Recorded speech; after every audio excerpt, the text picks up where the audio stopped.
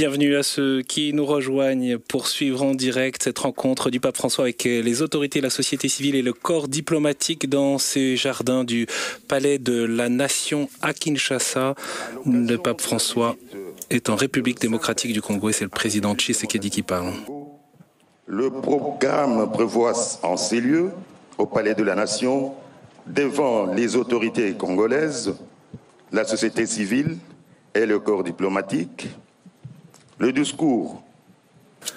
Alors c'est pour l'instant donc l'annonce de ces discours dans ce palais de la Nation. Un millier de personnes ont été conviées à assister à cet échange de discours du président de la République et du pape François. C'est la première intervention officielle du Saint-Père depuis son arrivée à Kinshasa en milieu d'après-midi. Et on peut le noter puisque le pape François vient parler à l'ensemble du peuple congolais. Eh bien, les responsables politiques des différents partis sont réunis. Voilà le président Tshisekedi qui parle. Que le peuple congolais et moi-même saluons l'honneur que vous faites à la République démocratique du Congo en acceptant d'y effectuer à partir de ce jour votre visite pastorale sous le thème « Tous réconciliés en Jésus-Christ ». Le peuple congolais vous accueille dans la joie et l'allégresse, comme il l'avait fait pour votre vénérable prédécesseur, le pape Jean-Paul II d'heureuse mémoire, lors de ses 2 visites pastorales en République démocratique du Congo, alors République du Zaïre. Au nom de l'ensemble de notre peuple, dans la diversité de ses sensibilités religieuses, au nom de tous ceux qui sont présents, de ceux qui sont, pour des raisons diverses, absents et n'ont pu effectuer ce déplacement, ainsi qu'au mien propre et en celui de ma famille, je vous souhaite la bienvenue.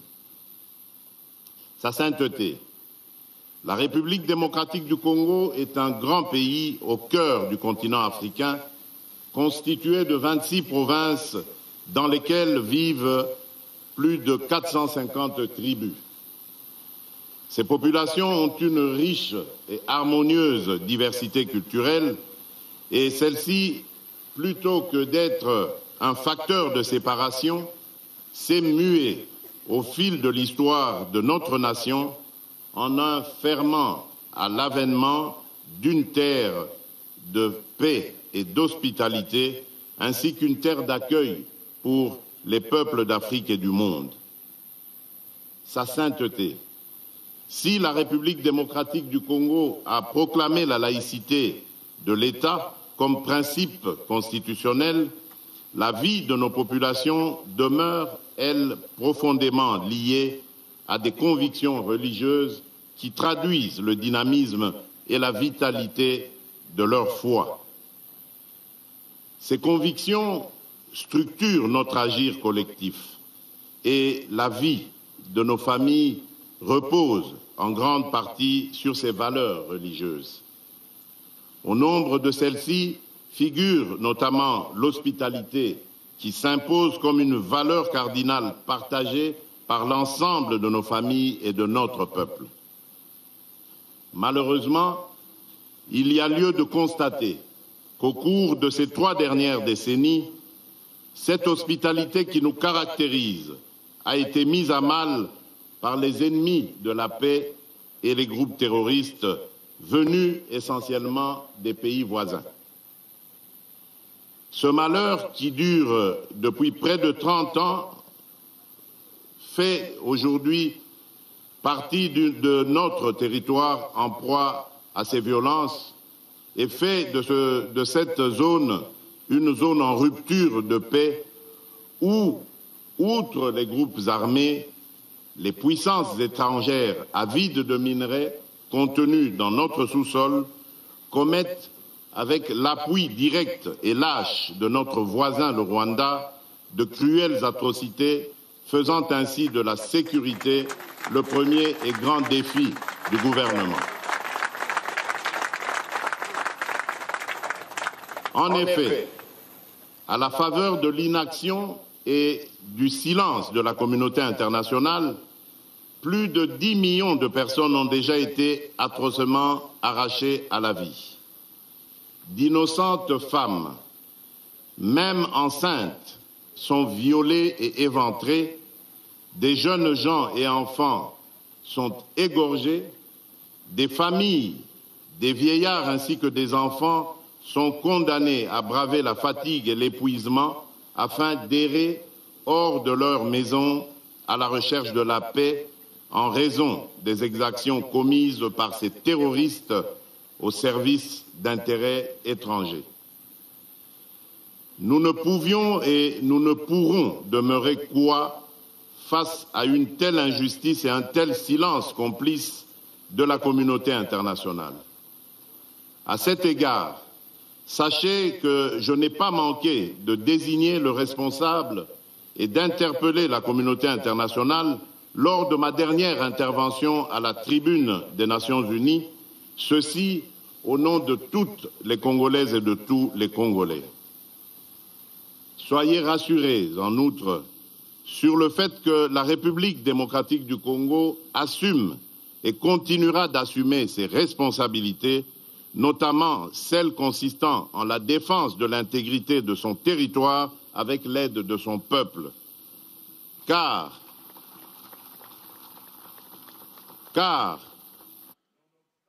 tableau sécuritaire préoccupant, le patriotisme ainsi que la détermination du peuple congolais pour la défense de sa patrie font sa force. Sachez, sa sainteté, que le peuple congolais demeure et demeurera un peuple grand, un peuple uni et fort face à toute menace faite à l'intégrité de son territoire et à la survie de sa nation. À ce propos, je me réjouis de votre volonté de recevoir une délégation de cette population meurtrie de l'Est de notre pays qui, je suis convaincu, vous permettra de vous saisir de cette résilience inouïe qui, aujourd'hui, plus qu'avant, nous définit et nous caractérise comme nation. Aussi, au-delà de la diversité de leurs convictions religieuses, ces populations demeurent sensibles à votre présence sur le sol congolais et l'écho de votre visite pastorale, tout autant que votre prière sur la terre de nos ancêtres leur apporteront réconfort. Je saisis donc cette occasion pour vous remercier de vive voix, au nom de l'ensemble de la population congolaise, pour l'intérêt que vous avez toujours accordé à la situation sécuritaire de notre pays dans vos prières ferventes pour la paix dans sa partie Est. Sa sainteté. Le deuxième défi du gouvernement est d'ordre économique en lien avec les valeurs de partage, d'équité et de responsabilité. Je suis convaincu que ces valeurs incarnées dans notre agir collectif comme citoyens et responsables politiques peuvent servir de base à l'édification d'une société plus juste et plus humaine. En effet, avec son riche potentiel économique, la République démocratique du Congo renferme dans son sous-sol l'essentiel des ressources minérales dont le monde a aujourd'hui besoin pour assurer la transition écologique et la protection de l'environnement. Qualifié de scandale géologique quant à l'ampleur de ses richesses et de son potentiel minier, il demeure qu'à ce jour, ces immenses potentialités ne profitent toujours pas aux Congolais.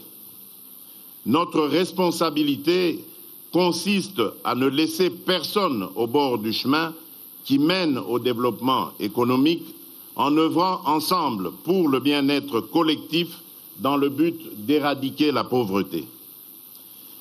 Si sur ce chemin, les embûches sont nombreuses, elles ne sont pas insurmontables.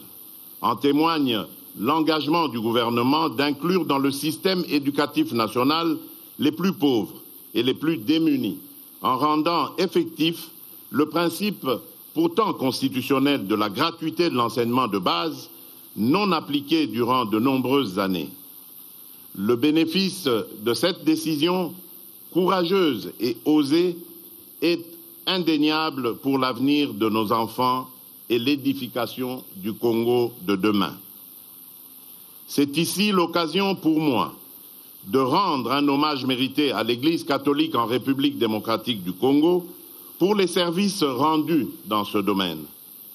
En effet, les différents gouvernements qui se sont succédés ont toujours entretenu et consolidé le partenariat avec l'Église, et en particulier l'Église catholique, pour assurer en amont l'éducation et la gestion des infrastructures éducatives et hospitalières en vue de satisfaire les besoins sociaux de base, en particulier en matière d'éducation et de santé. Cependant, et afin de pérenniser les efforts engagés, il s'est avéré nécessaire d'adapter les moyens économiques et financiers aux défis de l'évolution démographique et de la densité des populations. C'est dans cette optique que nous encourageons et exigeons des partenariats mutuellement avantageux dans l'exploitation de nos richesses afin qu'ils concourent à l'accroissement des possibilités d'emploi ainsi qu'à l'amélioration des conditions de vie de nos populations, tout en œuvrant résolument à lutter contre la corruption et la fuite de capitaux, de sorte que ces ressources servent réellement l'intérêt de tous. Sa sainteté. Le troisième grand défi est celui de la protection de l'environnement. En effet, pour ce qui est de ce défi, le gouvernement de la République et moi-même partageons les valeurs défendues dans votre encyclique Laudato Si, publiée en 2015, sur l'un des principaux défis auxquels l'humanité est confrontée actuellement, à savoir la lutte contre le réchauffement climatique. Tout en me réjouissant de ce que la lutte contre les changements climatiques constitue votre cheval de bataille, la République démocratique du Congo et son gouvernement sont très sensibles à l'urgence et la responsabilité qui incombe à l'humanité dans la construction de l'avenir de la planète et la protection de notre maison commune. À l'intérieur du pays, la protection de l'environnement est une composante de notre responsabilité dans l'ouverture du pays à l'exploitation des ressources et énergies fossiles.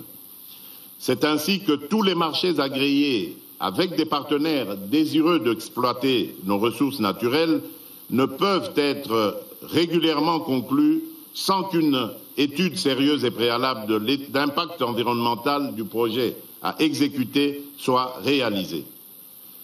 En outre, le gouvernement met un soin particulier à la protection de la biodiversité dans les parcs naturels disséminés sur son territoire où des espèces rares et d'importance pour l'équilibre de cette biodiversité souffrent encore de l'insécurité et où des animaux, y compris ceux en voie de disparition, sont victimes eux aussi de la barbarie des groupes armés.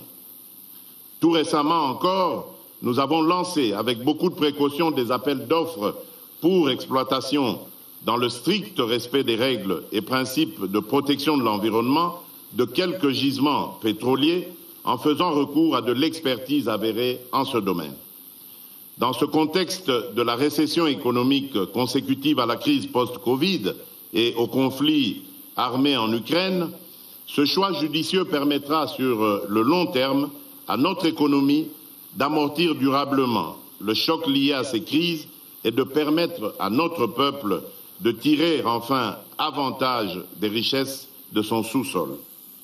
En tout état de cause, les membres du gouvernement de la République et moi-même n'arrêtons pas de réitérer cet engagement tel que ce fut le cas au cours de la 26e conférence des parties à la Convention des Nations Unies sur le changement climatique, la COP26, où nous avons présenté la République démocratique du Congo à la face du monde comme pays solution à la crise climatique et la lutte contre les changements climatiques.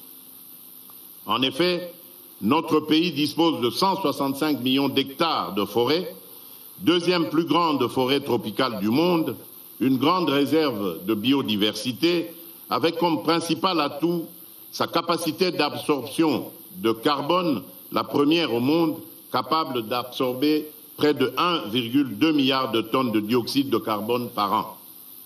C'est pourquoi, pour mieux protéger nos forêts, nous avons toujours milité pour une justice climatique afin que les plus grands pollueurs qui sont à la base de la destruction de l'environnement versent des compensations aux gardiens de la planète que nous sommes. Ces compensations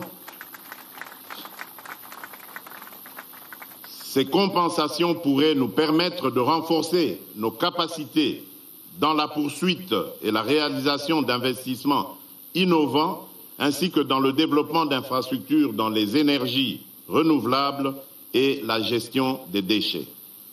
Enfin, je suis fermement convaincu que l'éloignement des menaces sécuritaires dans notre pays contribuera à coup sûr à l'efficacité de la lutte contre les changements climatiques et la protection de l'environnement.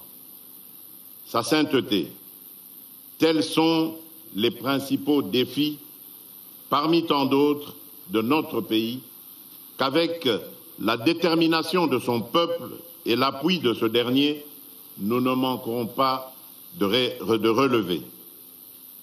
Votre visite pastorale contribuera sûrement à renforcer cette détermination et notre peuple est disposé à accueillir votre message de paix, d'espoir, de réconfort, d'affermissement et de fraternité. Je voudrais ainsi clore mon propos en vous souhaitant, au nom de l'ensemble de notre peuple, un agréable séjour pastoral en République démocratique du Congo. Soyez le bienvenu ou, comme on dit chez nous dans nos 4 langues nationales, Boye Bolamu, Difikadilenga, Kwisambote, Karibu Kwetu. Je vous remercie.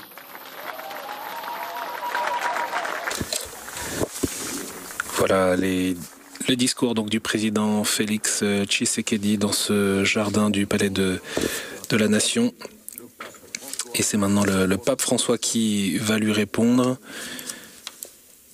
dans ce jardin qui est bordé par le fleuve Congo, dans cette capitale de la République démocratique du Congo, Kinshasa, et en face de cette capitale Kinshasa, c'est l'autre Congo, le Congo Brazzaville, avec la capitale Brazzaville qui est sur l'autre rive.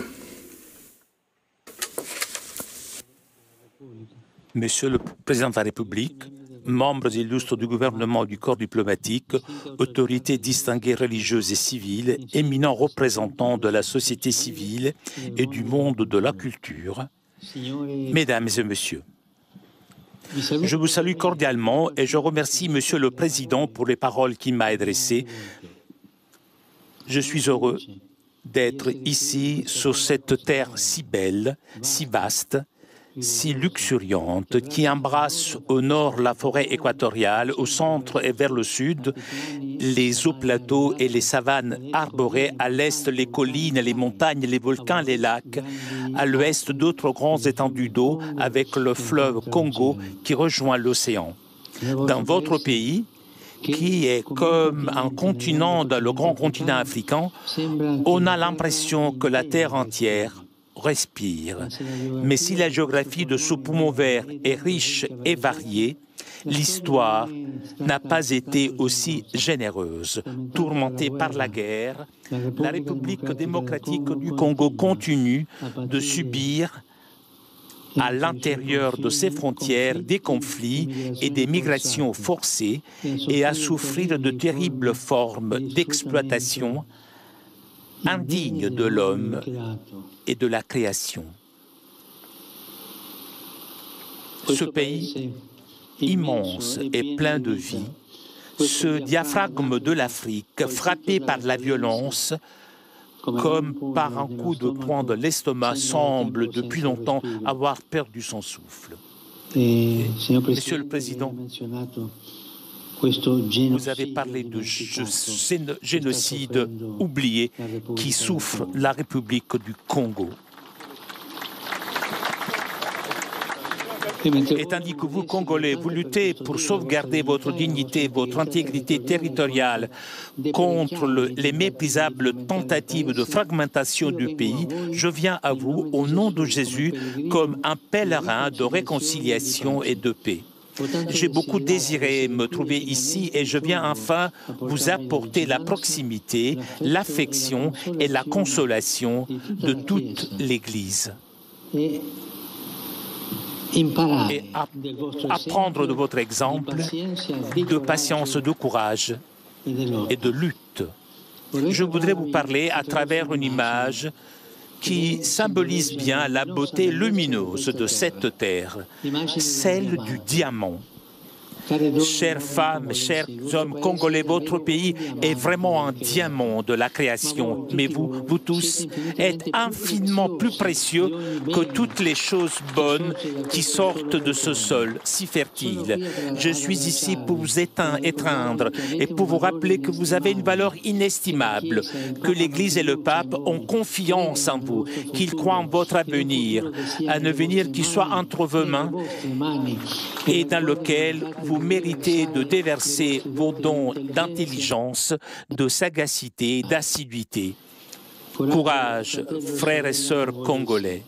Relève-toi, reprends dans tes mains, comme un diamant très pur, ce que tu es, ta dignité, ta vocation à garder en harmonie et en paix la maison que tu habites. Revis l'esprit de ton hymne national en rêvant et en mettant en pratique ces paroles. Par le dur labeur, nous bâtirons un pays plus beau qu'avant, dans la paix. Chers amis, les diamants sont généralement rares. Eh bien, ici, ils abondent. Si cela vaut pour les richesses matérielles cachées sous la terre, cela vaut à plus forte raison pour les richesses spirituelles enfermées dans vos cœurs. Et c'est précisément à partir des cœurs que la paix et le développement sont possibles, car, avec l'aide de Dieu, les êtres humains sont capables de justice, sont capables de pardon, de concorde, de réconciliation, d'engagement et de persévérance pour mettre à profit les talents reçus. Dès le début de mon voyage, je souhaite donc lancer un appel, que chaque Congolais se sente appelé à jouer son rôle, que la violence et la haine n'aient plus de place dans le cœur et sur les lèvres de quiconque, car ce sont des sentiments inhumains, des sentiments antichrétiens qui paralysent le développement et ramènent en arrière vers un sombre passé. En parlant de frein au développement et de retour au passé, il est tragique que ces lieux, et plus généralement le continent africain, souffrent encore de diverses formes d'exploitation. C'est cette devise qui sort de l'inconscient de tant de cultures, tant de gens. L'Afrique doit être exploitée. Et cela est terrible. Après le colonialisme politique, un colonialisme économique tout aussi asservissant s'est déchaîné. Ce pays, largement pillé, ne parvient donc pas à profiter suffisamment de ces immenses ressources. On en est arrivé au paradoxe que les fruits de sa terre le rendent étranger à ses habitants. Le poison de la cupidité a ensanglanté ces diamants. C'est un drame devant lequel le monde économiquement plus avancé ferme souvent les yeux, les oreilles et la bouche. Mais ce pays et ce continent méritent d'être respectés et écoutés. Ils méritent espace et attention. Retirez vos mains de la République démocratique de Congo. Retirez vos mains de l'Afrique. Cessez d'étouffer l'Afrique. Elle n'est pas une mine à exploiter, ni une terre à dévaliser. Que l'Afrique soit protagoniste de son destin.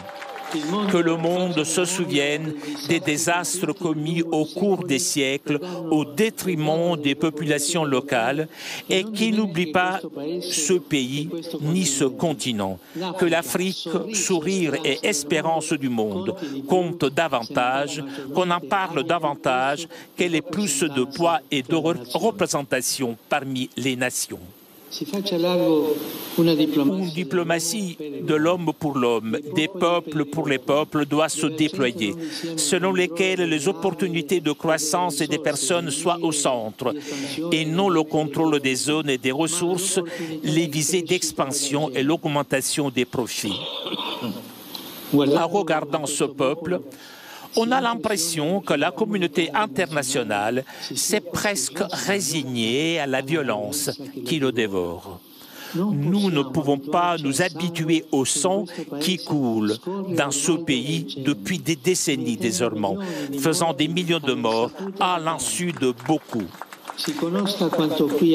Il faut que l'on sache ce qui se passe ici, que le processus de paix en cours, que j'encourage de toutes mes forces, soit soutenu dans les faits et que les engagements soient tenus. Grâce à Dieu, il y en a qui contribuent au bien de la population locale et à un réel développement à travers des projets efficaces, non pas des interventions de pure assistance, mais des plans visant à une croissance intégrale. J'exprime toute ma gratitude au pays et aux organisations qui fournissent des aides substantielles en ce sens, en contribuant à la lutte contre la pauvreté et les maladies, soutenant l'état de droit et promouvant le respect des droits humains.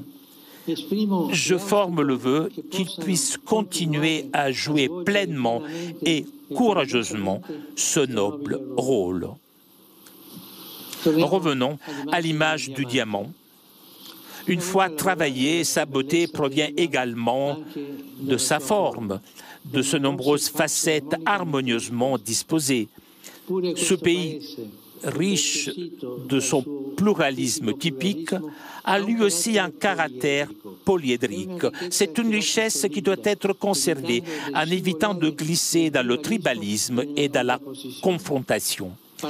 Prendre obstinément parti pour sa propre ethnie ou par des intérêts particuliers alimentant des spirales de haine et de violence tourne au détriment de tous en bloquant la nécessité chimie de l'ensemble. À propos de chimie, il est intéressant de noter que les diamants sont constitués de seuls atomes de carbone, lesquels, s'ils étaient reliés différemment, formerait du graphite. La différence entre la luminosité d'un diamant et l'obscurité du graphite provient de la manière dont les atomes individuels sont disposés dans le réseau cristallin. Cette métaphore exprime le fait que le problème n'est pas la nature des hommes, des groupes ethniques et sociaux, mais la manière dont on décide d'être ensemble, la volonté ou non de se rencontrer, de se réconcilier et de recommencer fait la différence entre l'obscurité du conflit et un avenir lumineux de paix et de prospérité. Chers amis, le Père Céleste veut que nous sachions nous accueillir comme des frères et sœurs d'une même famille et travailler à un avenir qui soit avec les autres et non contre les autres. Bintu Bantu. C'est ainsi que l'un de vos proverbes rappelle très bien que la vraie richesse, ce sont les personnes et les bonnes relations entre elles. En particulier, les religions, avec leur patrimoine de sagesse, sont appelées à y contribuer par un effort quotidien de renoncement à toute agressivité, prosélytisme et contrainte, qui sont des moyens indignes de la liberté humaine. Quand on en vient à imposer en allant à la chasse aux fidèles de manière aveugle, par la ruse ou par la force, on ravage la conscience d'autrui et on tourne le dos au vrai Dieu, parce que, ne l'oublions pas,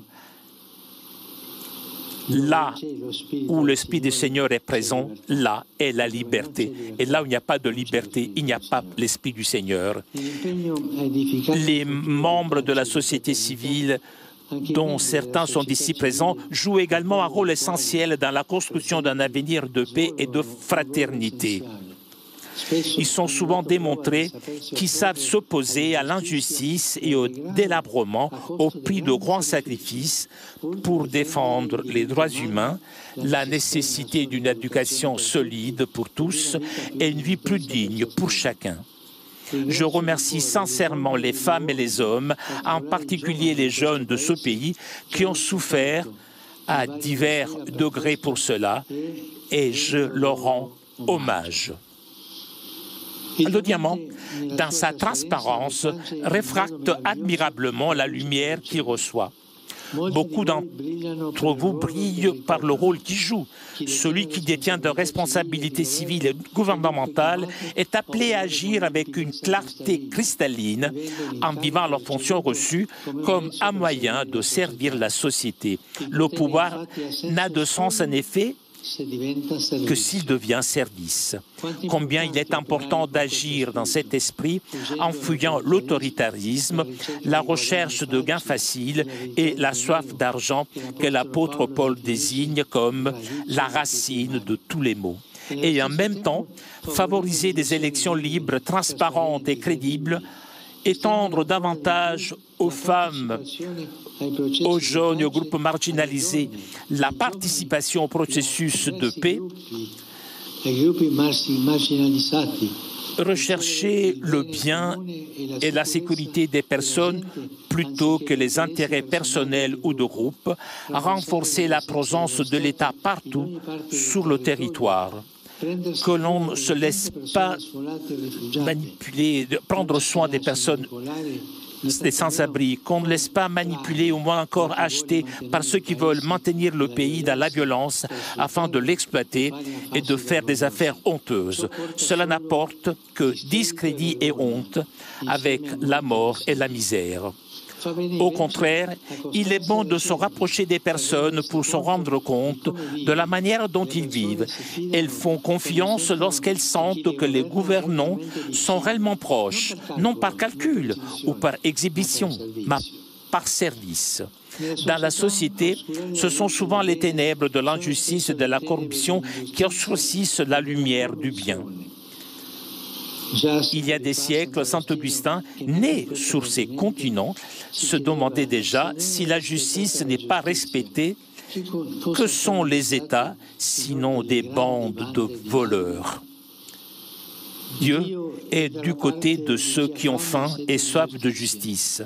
Il ne faut pas se lasser de promouvoir dans tous les domaines le droit de l'équité en luttant contre l'impunité et la manipulation des lois et de l'information.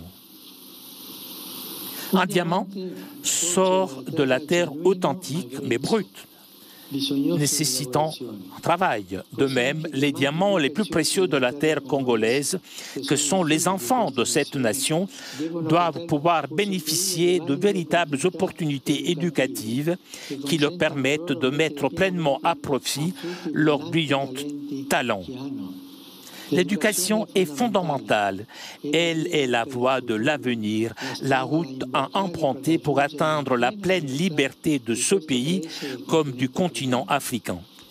Il est urgent d'y investir afin de préparer des sociétés qui seront fortes si elles sont bien instruites, autonomes, si elles sont pleinement conscientes de leur potentialité et capables de les développer avec responsabilité et persévérance. Mais beaucoup d'enfants ne vont pas à l'école. Combien, au lieu de recevoir une éducation digne de ce nom, sont exploités? Trop d'entre eux meurent soumis à des travaux asservissants dans les mines. Aucun effort doit être ménagé pour dénoncer le fléau du travail des enfants et d'y mettre fin. Combien de filles sont marginalisées et violées dans leur dignité? Les enfants, les jeunes filles, les jeunes sont le présent d'espérance, sont l'espérance. Ne permettons pas que celle-ci soit effacée. Cultivons-la avec passion. Le diamant, don de la terre, appelle à la sauvegarde de la création, à la protection de l'environnement.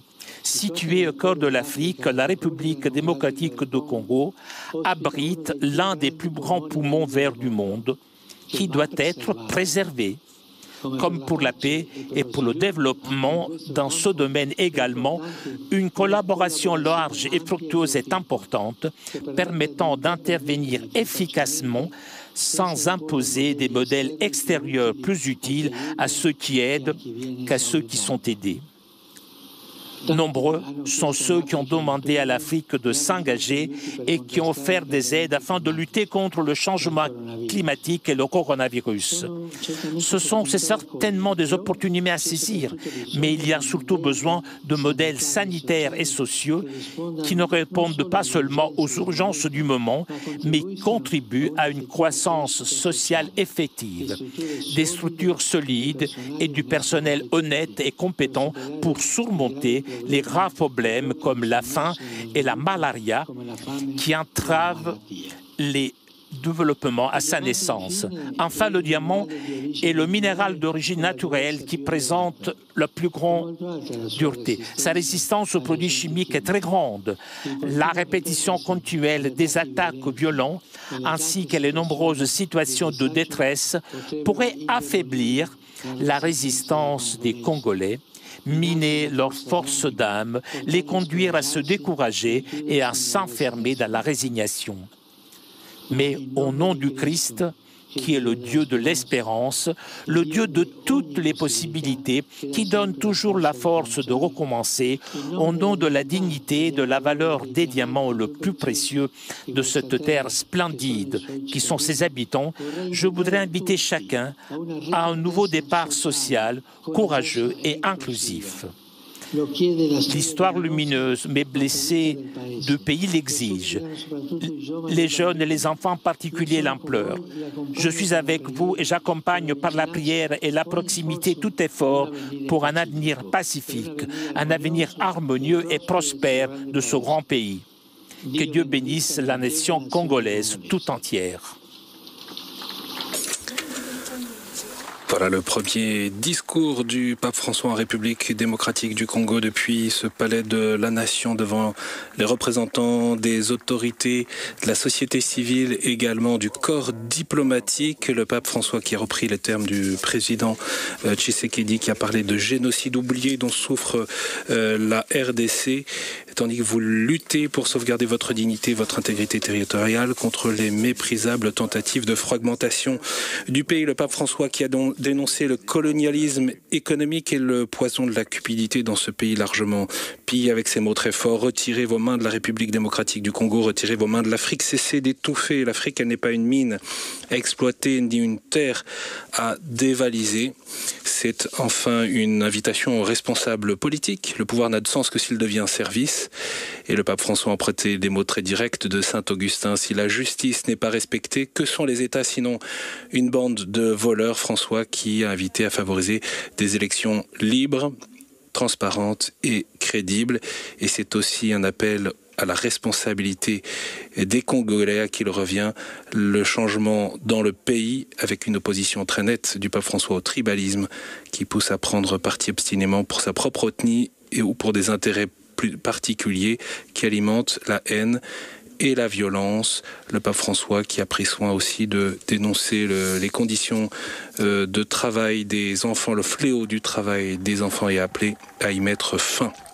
Voilà ce premier long discours et très engagé du pape François que je vous invite à retrouver à la fois sur notre site ktotv.com. Vous pouvez également revoir cette vidéo, le pape François et le président Tshisekedi qui quittent donc ce jardin de du palais de la Nation, devant ses invités. Le pape François va maintenant rejoindre l'annonciature apostolique qui est à quelques centaines de mètres dans ce quartier résidentiel où sont installées de nombreuses institutions et représentations diplomatiques. C'est là que le pape François va résider durant son séjour à Kinshasa. Il s'y déroulera demain, mercredi 1er février, plusieurs rencontres. À 16h30, la rencontre avec des personnes victimes venues de l'Est du pays.